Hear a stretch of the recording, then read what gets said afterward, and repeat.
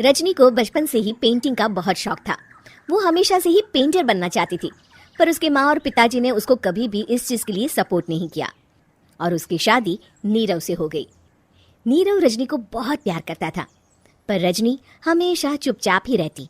वो इस शादी से खुश नहीं थी। वो ये शादी नहीं करना चाहती थी।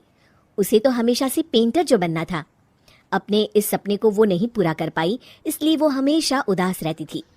रजनी, बहुत ही बढ़िया फिल्म लगी है, कल देखने चले? नहीं जी, कल मुझे बहुत काम है, मैं नहीं जा पाऊंगी। अच्छा तो कोई बात नहीं, संडे को चलते हैं। देखिए, मुझे फिल्म देखना पसंद नहीं है। आपको जाना है तो चले जाइए। नीरव को मना करके रजनी वहां से चली जाती है और अपने बैग को खोलकर उसमें बंद पड़े ब्रश और कलर्स को देखकर रोने लगती है। रजनी, चलो ना कहीं बाहर खाने चलते हैं, कुछ तुम्हारी पसंद का।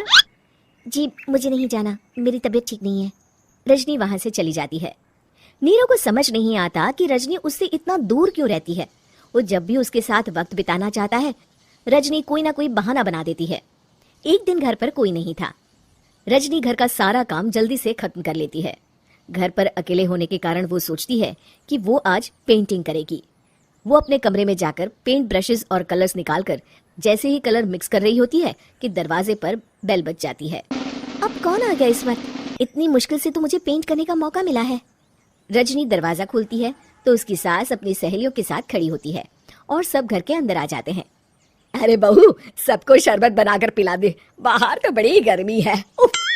जी। रजनी पेंट ना कर पाने से उदास हो जाती है।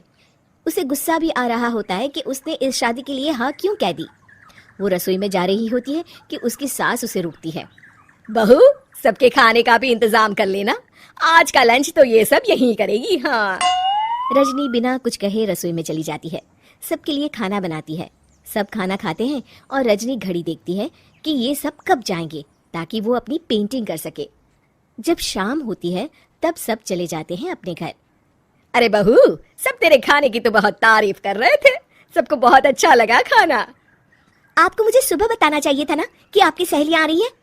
पता भी है कितना वक्त लगा सारा खाना बनाने में। अरे बहू, तू ऐसे कैसे बात कर रही है मुझसे? तो और कैसे बात करूं? मैं इस घर की कोई नौकरानी नहीं हूं कि इतना काम करूंगी। रजनी अपने कमरे में जाकर दरवाजा बंद कर लेती है। शाम को जब नीरव आता है तो उसकी माँ उसे पूरी घटना के बारे में बताती है। क्या? रजनी ने आपसे इस तरह बात की माँ? हाँ, और पता नहीं उसे क्या हो गया है, शाम से बाहर भी नहीं आई है। मैंने तो कई बार आवाज दी, खाना भी नहीं खाया उसने। तू ही बात करके देख ले बेटा।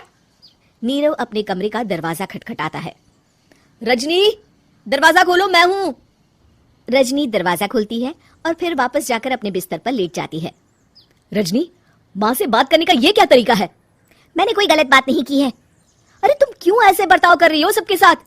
क्या तुम इस शादी से खुश नहीं हो? रजनी कुछ नहीं बोलती। अरे बताओ मुझे रजनी, क्या ये शादी तुम्हारी मर्जी के खिलाफ हुई है? हाँ, मैं ये शादी कभी नहीं करना चाहती थी। तुमसे क्या, मैं किसी से भी शादी नहीं करना चाहती थी। रजनी रोने लगती है। चुप हो जाओ रजनी, बताओ मुझे, तुम क्यों नहीं करना चाहती थी शादी? रजनी बेड के नीचे से अपने पेंटिंग्स, कलर्स, ब्रश, पेपर्स निकालती है। इतने में उसकी सास भी कमरे में आ जाती है। ये देख रहे हो, ये थे मेरे सपने। मैं पेंटर बनना चाहती थी, पर माँ पापा ने कभी सपोर्ट नहीं किया और मेरी शादी करवा दी। मेरे सारे सपने टूट गए। हर वक्त बस गुस्सा आता रहता है मुझे। मैं जानती हूँ कि आप लोगों की इसमें कोई गलती नहीं है, पर मैं क्या करूं, मुझे समझ में नहीं आता। रजनी फूट फूट कर रोने लगती है। मुझे माफ कर दीजिए, आप दोनों के साथ मैं बहुत बुरा बर्ताव कर रही हूँ। अरे रजनी बेटा, चुप हो जाओ तुम। नीरव पानी लेकर आता है। ये लो पानी पियो और शांत हो जाओ। रजनी पानी पीती है और उसकी सास पेंटिंग्स देख रही होती है। अरे नीरव, हमें तो पता ही नहीं था कि हमारी बहू कलाकार है। अरे कितनी अच्छी पेंटिंग्स बनाई है, देखो तो। ये वाली तो मैं अपने कमरे में ले जाऊंगी। आपको ये पेंटिंग्स अच्छी लगी? अच्छी नहीं, बहुत अच्छी लगी। और तुमने हमें बताया क्यों नहीं? तुम जब चाहे पेंटिंग कर सकती हो रजनी। हम तुम्हारे सपनों को पूरा करने में तुम्हारा पूरा साथ देंगे। हाँ बेटा, हम कला की कद्र करते हैं। हम कलाकार तो नहीं, पर मुझे गर्व है कि मेरी बहू एक कलाकार है। रजनी, नीरव और सास तीनों हंस पड़े।